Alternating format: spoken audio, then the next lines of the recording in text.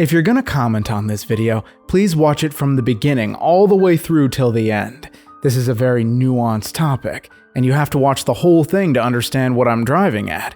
And no, I'm not predicting when the end of the world will come, because that's actually forbidden by the Catholic Church. The Catholic Men's Podcast, helping you find good works of literature for the Catholic gentleman. Before we begin, just remember that all of these prophecies are only private revelation, which is anything written down that was supernaturally transmitted after the death of the last apostle, St. John. The time for official revelation has ended, so any prophecies or messages transmitted from above in mystical visions can only be referred to as private revelation. We're not obliged to believe in the prophecies of Our Lady of Fatima, for instance. That's not a dogma of the Catholic faith. However, in so many cases, you'd be a fool not to believe in some of these private revelations unless you could give me a solid doctrinal reason. For instance, are you going to deny the miracle of the sun at Fatima, witnessed by over 70,000 people? I mean, you can, but come on, it happened. Some of these prophecies from Catholic mystics could have been mistranslated or misrecorded. I'm not going to lie to you and say that that couldn't have happened, but I think the kernel of truth is still there and is undeniable in all of these prophecies, that we're facing an upcoming chastisement. Not the immediate end of the world, but a chastisement nonetheless. So that's the main takeaway of this video. Don't get all hung up in the minutia of who said what and this is exactly how it's going to happen. No. The only real conviction necessary is that some sort of chastisement is coming. There are too many Catholic mystics involved here to deny that. If you can prove me wrong, I'm more than happy to hear your reasoning. But you have to hear me out first, okay? And even if you can theoretically disprove one prophecy, you'll have to knock down all of the others too in this video, because they all agreed on the essential point of an upcoming chastisement.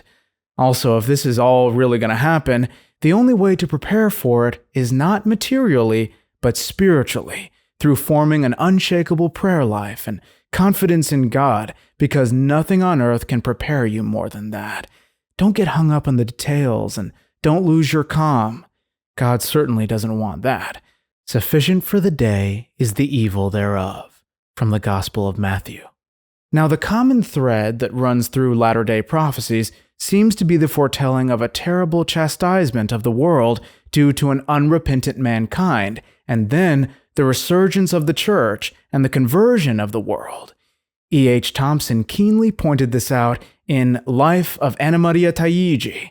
In chapter 18, he wrote, "First, they all point to some terrible convulsion, to a revolution springing from deep-rooted impiety, consisting in a formal opposition to God and His truth, and resulting in the most formidable persecution to which the church has ever been subject. Secondly, they all promise for the church a victory more splendid than she has ever achieved here below." With that in mind, let's talk about Blessed Anna Maria Taigi, who, though an ordinary housewife and mother, was one of the greatest Catholic mystics of all time. She experienced frequent ecstasies, performed miraculous cures, read hearts, foretold deaths, and predicted future events. In fact, she foretold the 2 world wars that wrought havoc in the 20th century. 18 years after her death, her body remained incorrupt, and Pope Benedict XV beatified her on May 20th, 1920. The following is her revelation about the 3 days of darkness taken from the book Catholic Prophecy by Yves Dupont. God will send 2 punishments. One will be in the form of wars, revolutions, and other evils. It shall originate on earth. The other will be sent from heaven. There shall come over the whole earth an intense darkness, lasting 3 days and 3 nights. Nothing can be seen, and the air will be laden with pestilence, which will claim mainly, but not only, the enemies of religion. It will be impossible to use any man-made lighting during this darkness except blessed candles. He who, out of curiosity, opens his window to look out or leaves his home will fall dead on the spot. During these 3 days, people should remain in their homes, pray the rosary, and beg God for mercy. All the enemies of the church, whether known or unknown, will perish over the whole earth during that universal darkness, with the exception of a few whom God will soon convert. The air shall be infected by demons, who will appear under all sorts of hideous forms. Religion shall be persecuted, and priests massacred. Churches shall be closed, but only for a short time. The Holy Father shall be obliged to leave Rome. And remember that part, because it's going to come up later in the video when I talk about St. John Bosco's prophecy. On to the next mystic, Blessed Elizabeth Canori Mora. She was born in 1774 and lived in Italy until her saintly death in 1825. Thanks to her confessor, her revelations were preserved in hundreds of pages of her own writings. Today, the Trinitarian Fathers at San Carlino, Rome, hold her manuscripts for safekeeping in their archives. These writings were meticulously examined at length as a safeguard against doctrinal errors. When Pope Blessed Pius IX authorized Elizabeth Canori Mora's cause for canonization to proceed, the ecclesiastical censor commissioned by the Holy See released his official judgment on November 5, 1900. It stated, "There is nothing against faith and good customs, and no doctrinal innovation or deviation was found." On Christmas 1816, Blessed Elizabeth saw Our Lady in a vision, who appeared extremely sorrowful. Upon inquiring why, Our Lady answered, "Behold, my daughter, such great ungodliness." Blessed Elizabeth then saw apostates brazenly trying to rip her most holy Son from Our Lady's arms. Confronted with such an outrage, the Mother of God ceased to ask mercy for the world, and instead requested justice from the Eternal Father. Clothed in his inexorable justice and full of indignation, he turned to the world. At that moment, all nature went into convulsions. The world lost its normal order and was filled with the most terrible calamity imaginable. This will be something so deplorable and atrocious that it will reduce the world to the ultimate depths of desolation.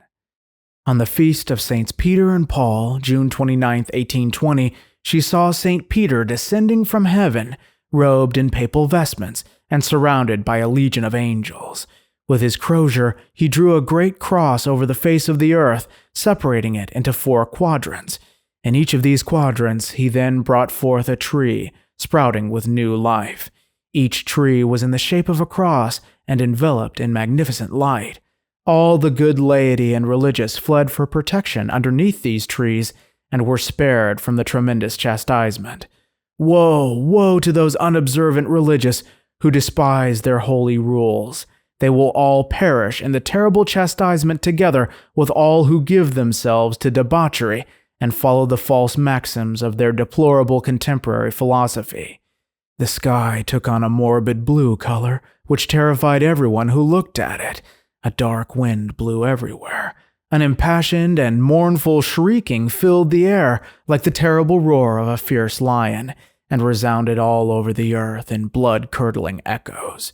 All men and animals brimmed with terror, the entire world convulsed, and everyone pitilessly slaughtered one another. When this bloody fight will arrive, the vengeful hand of God will weigh upon these fated ones, and with his omnipotence he will chastise the proud for their rashness and shameless insolence. God will use the powers of darkness to exterminate these sectarian, iniquitous, and criminal men who plot to eradicate the Catholic Church, our Holy Mother, by tearing her up by her deepest roots and casting her on the ground. St. John Bosco also had a prophetic vision of some sort of war or terrible chastisement in which the Holy Father had to depart from Rome with the faithful and return after 200 days' march. I relate this entire prophecy in another video, which I will link in the description below. Don Bosco also referred to Our Lady of La Salette in his goodnight talks to his oratory boys. One prophecy from La Salette is as follows: "Nature is asking for vengeance because of man, and she trembles with dread at what must happen to the earth stained with crime. Tremble, earth, and you who proclaim yourselves as serving Jesus Christ, and who, on the inside, only adore yourselves. Tremble, for God will hand you over to his enemy, because the holy places are in a state of corruption." So you can see that God has forewarned mankind of a great and terrible chastisement. Maybe they seem a bit far-fetched and severe, but in the face of so much impiety, blasphemy, desecration, corruption, and immorality in our times, you can't deny that the world deserves a grave punishment. Even if none of these prophecies are true, you can't deny that we deserve a punishment from God. Just the corruption of innocent children alone should be enough to convince you of that. Unfortunately, man has progressively slid down the slippery slope of pride and sensuality, not seen since the days of Noah, when God flooded the entire world due to sin. Though he vowed never to do so again, God still destroyed the city of Sodom and Gomorrah in a rain of fire after that, so I guess we shouldn't be too comfortable in our vice today. Now, it's crucial to note that Our Lady of Fatima echoed these same sentiments when she warned us in Portugal in 1917, thus giving support to the other prophecies of chastisement. However, there's a striking similarity between Our Lady's message of hope regarding the triumph of her Immaculate Heart and the prophecies of these Catholic mystics. They speak of an era of peace after the chastisement. Keep in mind that this era of peace would be up until the apocalypse, or the end of the world. Venerable Elizabeth Canori Mora's vision of a great restoration, which would be after the earth's chastisement, reads as follows. Then a beautiful splendor came over the earth to announce the reconciliation of God with mankind. The small flock of faithful Catholics who had taken refuge under the trees will be brought before St. Peter, who will choose a new pope. All the church will be reordered according to the true dictates of the Holy Gospel. The religious orders will be reestablished, and the homes of Christians will become homes imbued with religion. So great will be the fervor and zeal for the glory of God that everything will promote love of God and neighbor. The triumph, glory, and honor of the Catholic Church will be established in an instant. She will be acclaimed, venerated, and esteemed by all. All will resolve to follow her, recognizing the Vicar of Christ as the Supreme Pontiff. Blessed Anna Maria Taigi spoke of this restoration in the following manner. After the 3 days of darkness, Saints Peter and Paul, having come down from heaven, will preach throughout the world and designate a new pope. A great light will flash from their bodies and will settle upon the cardinal, the future pontiff. Then Christianity will spread throughout the world. Whole nations will join the church shortly before the reign of Antichrist. These conversions will be amazing. Those who shall survive shall have to conduct themselves well. There shall be innumerable conversions of heretics who will return to the bosom of the church. All will note the edifying conduct of their lives, as well as that of all other Catholics. Russia, England, and China will come to the church. St. Louis de Montfort prophesied the coming of the reign of Mary, asking the Lord for a flood of fire of pure love that will purify mankind and that will burn gently, yet so forcefully that all nations will be caught up in its flames and be converted. This will come about when God's mother is enthroned in men's hearts as queen, subjecting them to the dominion of her great and princely Son. That day will dawn, writes de Montfort, only when the devotion I teach is understood and put into practice. Ut adveniat regnum tuum, adveniat regnum Mariae. Lord, that your kingdom may come, may the reign of Mary come.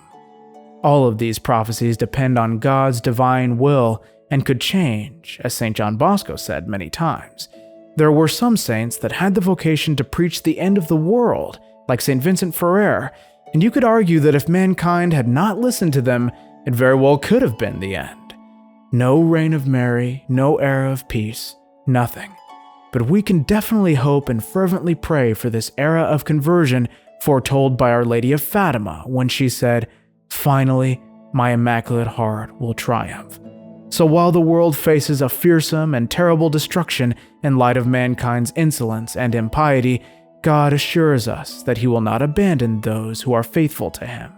Our Lady gave us the remedy at Fatima by asking for the daily recitation of the Rosary, the establishment of the 5 First Saturday devotions, devotion to her Immaculate Heart, a prayerful life, penance, and amendment of life.